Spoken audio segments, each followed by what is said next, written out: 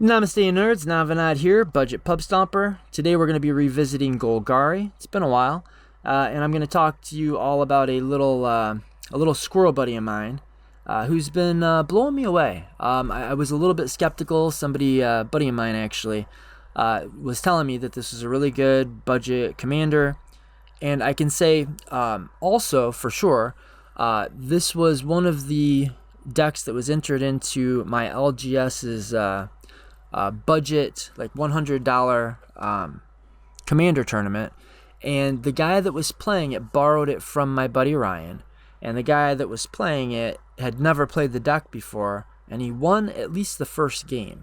I don't know, I think Ryan said he won 2 games, and there were only 4 rounds, so he did really well with it. Maybe there were 5 rounds. I digress. So this is an effective general with kind of a little bit of at least in my view, a proven track record. But I was skeptical of it. It just doesn't have the feel of a traditionally powerful commander. But once I started kind of looking at the deck and thinking, well, what if I did this instead of this, and brewing around on it, and then I started goldfishing it, I thought, no, this actually is pretty darn legit. For one thing, Golgari has just been powered up, especially, exactly in budget recently. Like we've got over the last 6 months, we've got lots of reprints that were really important to keeping the price tag down on a Golgari deck, where you can make like a really legit Golgari deck very inexpensively now. But the main thing is that the 3-mana Squirrel Buddy can, it provides a little bit of value, but the real draw is, at least from a budget competitive perspective, is the combos he enables. And he enables kind of a ton of 2-card combos, some 3-card combos, and all of these combos are layered combos. So you might need an A, a B, and a C, but you just need one of, a bunch of A's, and one of a couple of B's, and the C's in the command zone. You need an A, B, and a C, but the B is in another A plus B combo. So everything layers together. So he's a layered combo machine that gives you access to the Golgari Hulk piles. And enables some Hulk piles that you wouldn't normally have access to without him. And the combos that he, I guess we'll say that the cards that you want to play around him just happen to layer really well with the cards that you'd kind of want to play around a normal Golgari Hulk shell. Probably let's read the commander. So this is a 3-mana, 3/3 Forest Walk. It says, if one or more tokens would be created under your control, those tokens plus that many 1/1 green squirrel creature tokens are created instead. So if you would have a treasure token come into play, then you get a treasure token and a squirrel. Or if you have a food token come into play, you get a food token and a squirrel. If you have 6 treasure tokens, you get 6 treasure tokens come in with 6 squirrels. So that can provide some value. And the way that it's going to kind of provide the most value is with its own activated ability, which is a black. You pay a black and you sacrifice any number. So you sacrifice X squirrels. Pay a black, sacrifice X squirrels. Target creature gets plus X minus X until end of turn. So you can use this to buff creatures and trade up in combat, or do have somebody is swinging in at you unexpectedly. You're able to pump your creature and kill their creature. So the buff effect can be useful. The main benefit of having this sacrifice ability on Chatterfang, though, is we're going to be using it as a control piece. We're going to be taking out our opponent's dorks. We're going to be using it to, in some cases, just perpetually wipe everybody's board. That's a thing we can do with this deck, which is really neat, and I think especially useful in a budget meta. Now, probably the main thing we want to, or I should say, I don't know if this is the main thing, but this will be the first thing that you'd want to get your head around if you've not played a Hulk deck before. And even if you have, or if you've watched, I have 2 other Hulk videos on the channel. Like 4 or 5 months ago, I did whenever the new Gitrog monster came out, I made a Hulk deck live. I recorded myself building it from scratch. Go check that out. I think it's a really cool video. It didn't do all that well, but I think it's an interesting watch. It'll show you what it looks like for somebody to actually brew a Hulk deck from the ground up. That's the Ravenous Ride. And then I had the interview with Ryan, the Chatterfang guy, who had been working on Grist, and Grist is a Hulk deck, a Golgari Hulk deck too. So I put like a deck tech for Grist up 2 or 3 months ago. So it's been a while, and the Hulk lines are different, and the layered combos and the whole deck is different. But we're still, one of the main things we're looking to do is get this this big bastard into play, and then arrange for him to have a little accident. Now, so Protean Hulk is a 7 mana, although hopefully that's not going to be relevant. Sometimes it is. We're a Golgari deck. We've got rituals. We've got mana dorks. It's not the craziest thing to just hard cast a Protean Hulk. But most of the time we want to reanimate him. So we arrange for him to end up in our graveyard. We get him out of the graveyard, and then we put him back in the graveyard. When Protean Hulk dies, you get to search your library for any number of creature cards, as long as their total converted mana cost is not more than 6, and put them into play. So you get 6 CMC or mana value worth of creatures.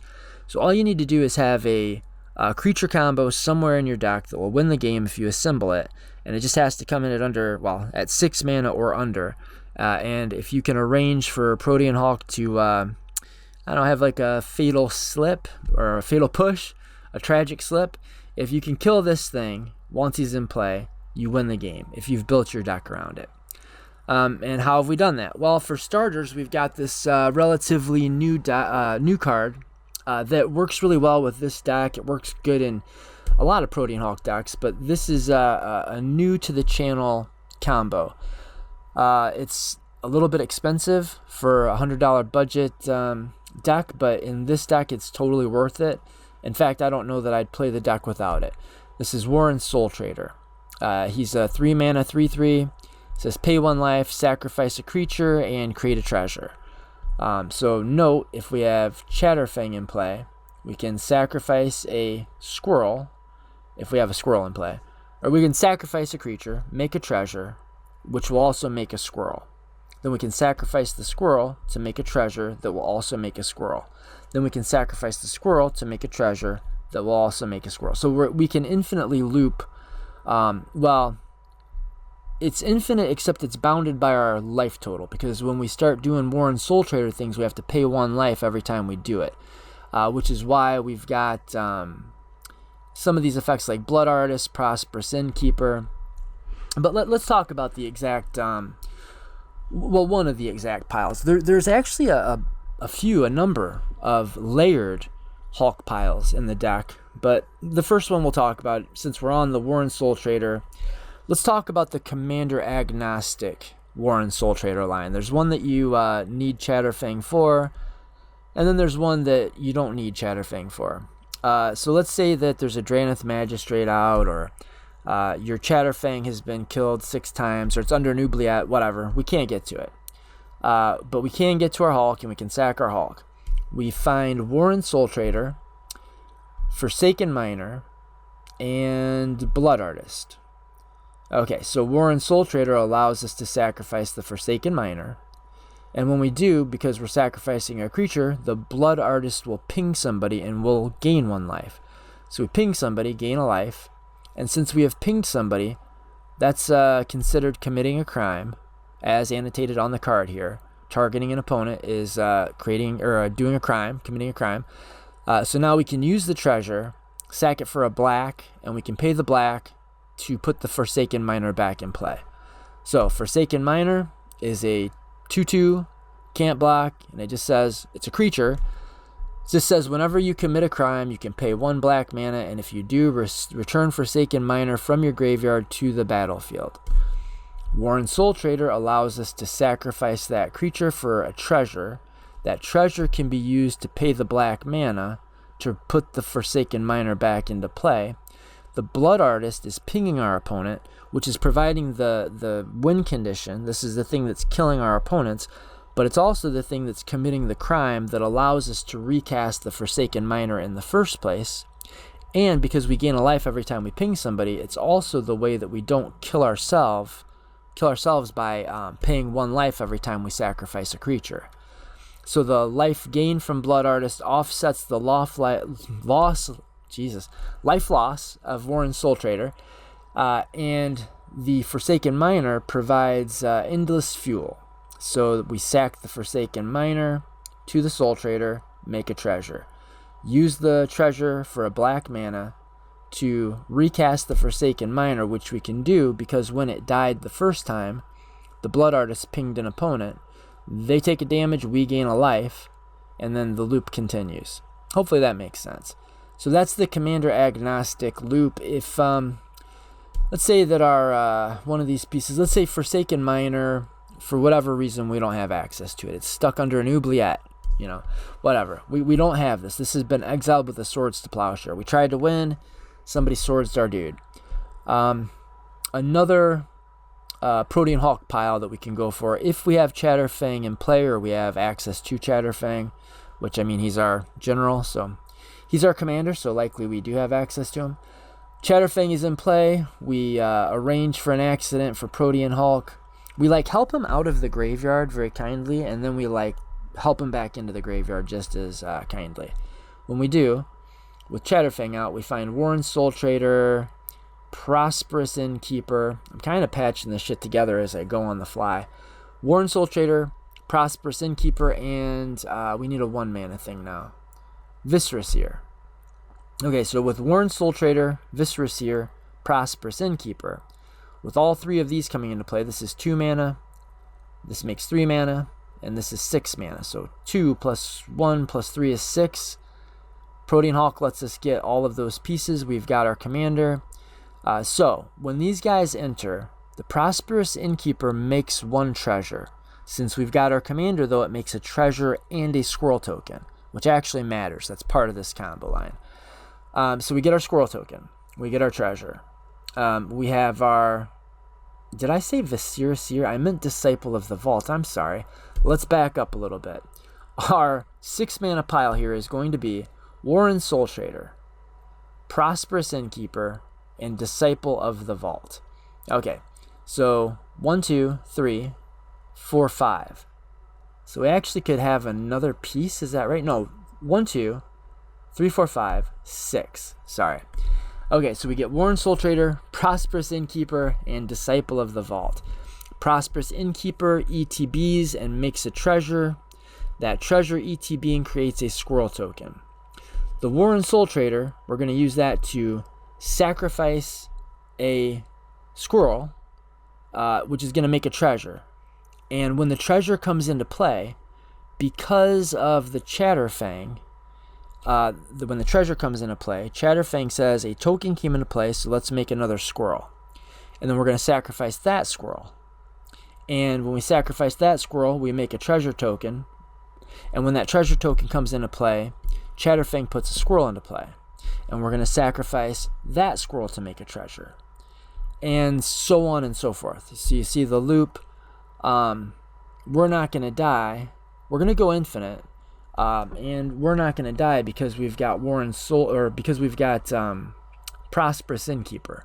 So the Warren Soul Trader costs us 1 life every time we go through the loop. But Prosperous Innkeeper says, whenever Prosperous Innkeeper enters, create a treasure token. So if we have our commander, it's a treasure and a squirrel. Whenever another creature you control enters, you gain a life. So every time we go through this loop, we're creating a treasure token, which creates a squirrel.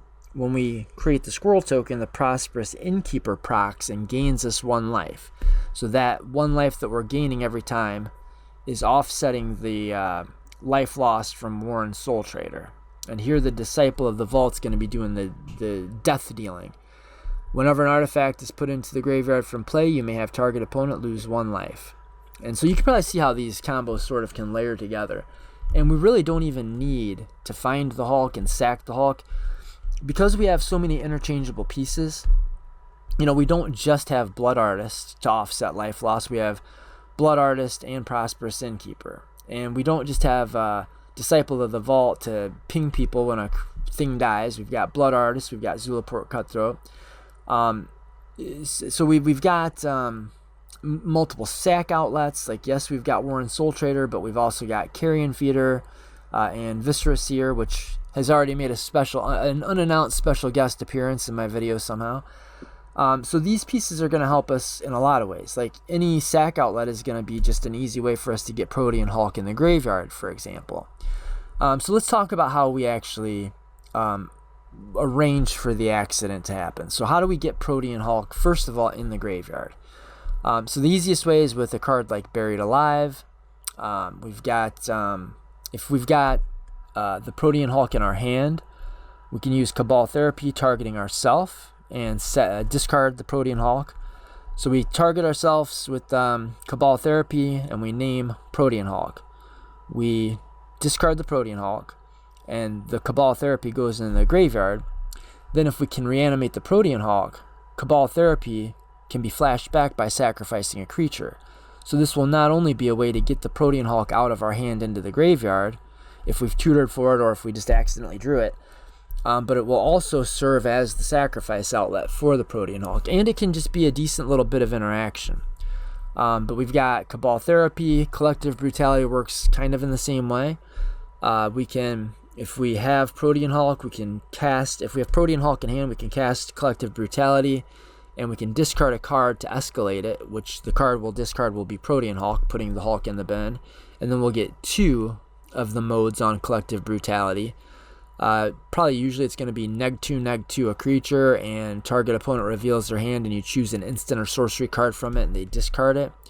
So this is if we have Collective Brutality and Protean Hulk in our hand, for 2 mana we get to do 3 things. We get to neg 2 somebody's creature, so kill a dork or kill a whatever, and we get a piece of interaction or a tutor, something that our opponent needs. We take that out of their hand, and we get the Protean Hulk in our graveyard, which is what we wanted in the first place. We've also got Lively Dirge, which for 3 mana we can search our graveyard for Protean Hulk and put it into the sorry, not doing too well with this Englishing today. We'll search our library for a card, namely Protean Hulk, and put it in the graveyard, and then we shuffle. Which most of the time that's what we're going to do, but sometimes that's not what we're going to do. Sometimes we're going to put one of our creatures that, like a one that we haven't even talked about, which is like the namesake of my deck. What's going on with my computer? Wow, I just had a little bit of technical difficulty. Chatterfang Budget Plunderer, right? Its namesake is Pitiless Plunderer. So we might sometimes Lively Dirge the Pitiless Plunderer into the graveyard, and maybe we pay the full 5 mana to find it, put it in the bin, and reanimate it, because the second spree mode of Lively Dirge is pay 2 to return up to 2, but it's up to 2 creature cards with total mana value 4 or less from your graveyard to the battlefield. And you've seen some of the like A plus B plus C combos that we have. So if we have some version, like some A, we can put the B in the graveyard, and we can reanimate some C and the B from the graveyard into play. So this is a way to help us find the pieces of our combo that we don't need. But first and foremost, it's a way to put Protean Hulk in the bin. Other ways to put Protean Hulk in the bin: Final Parting allows us to search our library for 2 cards. One of them can be Protean Hulk, one of them can be a way to animate Protean Hulk. Or if we have a way to animate Protean Hulk, one can be a way to sack Protean Hulk. So we bin the Hulk and we find Restart Sequence, and we attack with our Forest Walking Commander, and we pay 2 mana to cast the Restart Sequence to bring our Protean Hulk into play. Persist could do the same thing, so we could Final Parting, put the Hulk in the graveyard, find Persist, cast the Persist, reanimate the Hulk. We've got a bunch of sacrifice outlets, so we may well just have one in play. Or we have maybe Cabal Therapy in hand, and we can cast it targeting an opponent, name Counterspell, and then with the Cabal Therapy in the graveyard, we reanimate our Hulk, and then we sacrifice the Protean Hulk to the Cabal Therapy, flashing it back. We can use Gerard's Orders. That's a thing we can do to find our Hulk. So Gerard's Orders, if you're not familiar, says search your library for up to 2 creature cards, reveal them, put one in your hand and the other into your graveyard. So one of them can be Protean Hulk. We can put that in the graveyard. And this these cards in my deck, the way that I've built the deck, Final Parting, Gerard's Orders, and even Shared Summons, I'm using these as one-card win conditions. So one-card win assemblers, ways to win guaranteed, given that we have enough mana and this one card. Shared Summons, Gerard's Orders, Final Parting. We already kind of talked about how the Final Parting can work. With just this one card, we find the Protean Hulk and the way to do what we need with the Protean Hulk. With Gerard's Orders, we can search for 2 creature cards, reveal them. One of them goes into the graveyard, one of them is on our hand. So let's say we have, we can use we can get Protean Hulk, put that in the graveyard, and we can put Phyrexian Delver in our hand. And then we'll be able to cast the Delver to reanimate the Protean Hulk.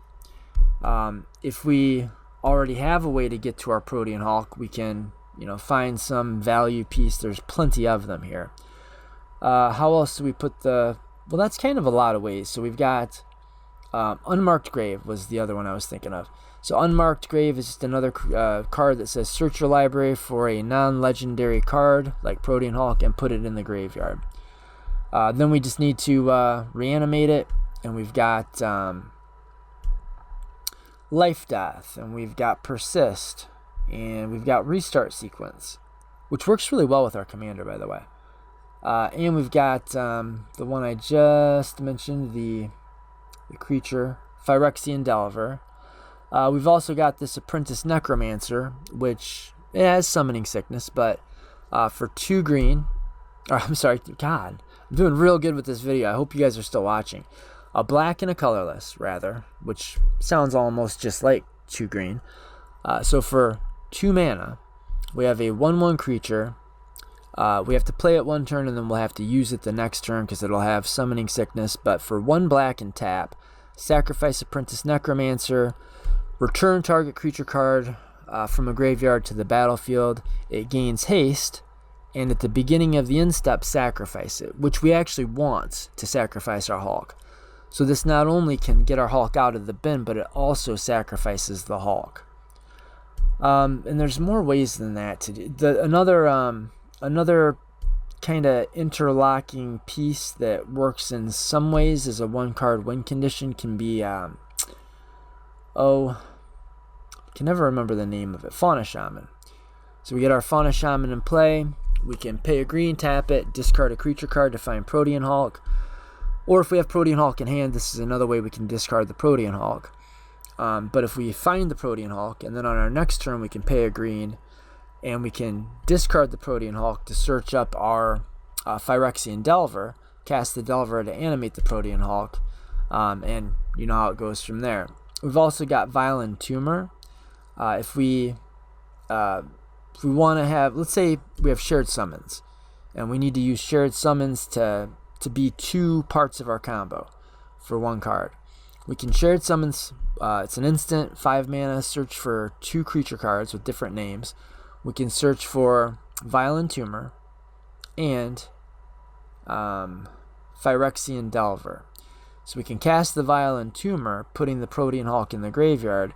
Then we can cast the Phyrexian Delver to reanimate the Protean Hulk.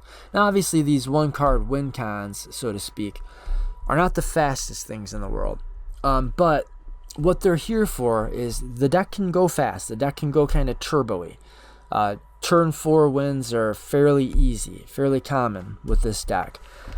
But once we get into a kind of long, like grindy game, if we're in top deck mode, we want to have as many cards as reasonably possible that are just going to be top decks that win the game. So we're on like turn 7, and we're a green-black deck with Dark Ritual and all the elves, and we've got Culling Ritual. Mana's probably not going to be a problem for us, but we need some way to convert that mana into a win. And having cards like Final Parting, Gerard's Orders, and Shared Summons give us very live top decks. Weird Harvest is another one. We can use this to search for as many creatures as we need. You kind of have to have a lot of mana to pull this off, because you want to do this all in 1 turn, because everybody gets to search their libraries for for X creatures and put them in their hands. So if you cast this X equals 2 or 3 and then pass the turn, you're probably not getting another turn. So you kind of want to do this for 3 mana, X equals 1, find the piece you need, or X equals 2, find the pieces you need and go that turn. The rest of this is value stuff, but there is still kind of a lot to explain here. How are we doing on time? 25 minutes, not great. What do we want to get into? We definitely need to talk about the Pitiless Plunderer, right? Okay, so let's talk about Pitiless Plunderer next.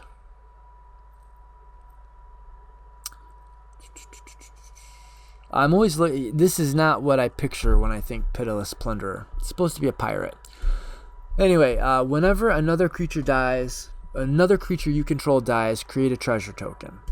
Now, remember, when we have our Chatterfang in play, when we create a token, we create a squirrel. So if we have a creature and we arrange for it to have an accident, so let's say we've got a carrion feeder in play, and we've got an Arbor Elf in play, and we've got our Pitiless Plunderer and our Chatterfang. And I mean, we don't need these exact pieces. We just need Pitiless Plunderer and a squirrel and Chatterfang. Or we need just Chatterfang and Pitiless Plunderer and for a creature that we control to die. So let's say we've got a squirrel because we cast a Gilded Goose. We've got Chatterfang in play. We play Gilded Goose. A food token comes into play, and that brings a squirrel into play. So we've got a squirrel token, and we've got our Pitiless Plunderer, and we've got Chatterfang. We're going to pay 1 black mana to sacrifice a squirrel. The squirrel we have. We're going to sacrifice that squirrel. We're going to sacrifice X squirrels to give the creature of our choice -1/-1. So we neg-1 somebody's creature. When we do that, we have Pitiless Plunderer out, which says whenever another creature you control dies, so that's the squirrel in this case, our squirrel that we sacrifice dies. That creates a treasure token. Well, when Chatterfang sees the treasure token come into play, the Chatterfang procs and puts a squirrel token into play. So now again we have a treasure and a squirrel. We're gonna sacrifice the treasure, pay a black to sacrifice the squirrel, and neg somebody's creature. When we do that, the Pitiless Plunderer sees that a creature left the battlefield and creates a treasure. And Chatterfang sees that we created a treasure and creates a squirrel. And so now here we are again with a squirrel and a treasure. And see, so this is a loop where we can just 86 our opponent's entire board state forevermore. We can make it so that nobody can play creatures, or as soon as they play creatures, we just kill them, right? It also gives us another Hulk pile. So Pitiless Plunderer, along with Chatterfang, is a infinite. It's not really an infinite treasure combo. It kind of is. Well, if you have some other piece in play, if you have a Blood Artist in play, if you have a Disciple of the Vault in play, if you have a Zulaport Cutthroat in play. So there's tons of cards. Even if you have a Prosperous Innkeeper in play, you gain infinite life while you're going through this little loop. But it also it gives you access to some Hulk piles. So we can use Pitiless Plunderer. So we sacrifice our Hulk. We have our Chatterfang in play. We can find Pitiless Plunderer, which is 4 mana. And then we find Disciple of the Vault and Carrion Feeder. Just as an example. It doesn't have to be that. But as an example, we could do that. If we've got a Mana Dork in play, we use the Carrion Feeder to sacrifice our Mana Dork. When we sacrifice the Mana Dork, Pitiless Plunderer triggers and creates a treasure token. When Pitiless Plunderer creates a treasure token, Chatterfang procs and creates a squirrel token. Now we're in that same loop we were just talking about, but we've got Disciple of the Vault in play. So every time we sacrifice a creature or an artifact, Disciple of the Vault sees that an artifact is leaving play while hitting the graveyard. And tokens do hit the graveyard, they just evaporate They're never in the graveyard, but they do hit the graveyard. So they do proc Disciple of the Vault. So that's another Hulk pile. But when you have all these different Hulk piles, they're not just Hulk piles anymore. They're just like combos that you can win the game with. And Hulk is really just one way that you could assemble any number of these combos, these interweaving, interlocking combos. Maybe instead of Disciple and Carrion Feeder and Pitiless Plunderer, you could Hulk pile for Pitiless Plunderer and Prosperous Innkeeper. If you do that, when the Prosperous Innkeeper hits the field, it creates a treasure token, which will proc the squirrel. It'll proc our general, which will make a squirrel. And our general is a squirrel, so it'll proc the squirrel to make a squirrel. And then we're in this loop again where we can sacrifice a treasure and a squirrel to start machine gunning down our opponent's board state over and over and over. And here we're gaining infinite life while we do it, which makes it pretty hard to die, depending on your opponent's decks. But if we can machine gun down all of their things and gain infinite life, yeah, maybe that's not one that we would necessarily try to assemble off of a Hulk pile, but it's a combo that can easily be assembled. If you have that combo out and you have a Blood Artist in play, or a Zulaport Cutthroat in play, or a Disciple of the Vault in play, you do just win the game on the spot. So yeah, the deck's a little bit complicated, and I think you'd have to playtest this a while to get your head around it, but it's really a lot of fun, guys. That was a really complicated one to get through. I hope that was easier to watch than it was to do. Thanks for watching. Until next time, word to your mothers, namaste homies, and east side until I die, all of that. Later on.